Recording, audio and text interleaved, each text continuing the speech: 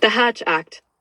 The Hatch Act, established in 1939, is a federal law that restricts the political activities of federal executive branch employees and certain state, D.C., and local employees involved in federally funded programs.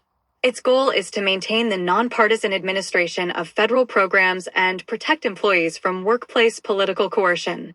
The U.S. Office of Special Counsel, OSC, is the agency responsible for investigating and prosecuting alleged violations of the Hatch Act. Key provisions and prohibitions. For all covered employees. Certain actions are always prohibited for covered employees, even outside of work hours. Using official authority to influence election results. Running in a partisan election. Soliciting, accepting, or receiving political contributions. Using an official title to endorse a partisan candidate. Soliciting or discouraging political activity from individuals who have business with their agency. Prohibited while on duty or on federal property. Most employees are prohibited from engaging in partisan political activity while on duty, on federal property, in a government uniform, or using a government vehicle. This includes distributing campaign materials, displaying partisan political items like buttons or signs, posting or sharing partisan content on social media, using government email or equipment for partisan political activities. Less restricted versus further restricted employees. Hatch Act restrictions vary based on an employee's position. Less restricted employees. This includes the majority of federal employees who can be active in partisan political management and campaigns during their off-duty hours. Further restricted employees. These employees face stricter limitations and cannot actively participate in partisan political management or campaigns at any time. This group includes employees in agencies like the FBI, CIA, and the Department of Justice's Criminal Division.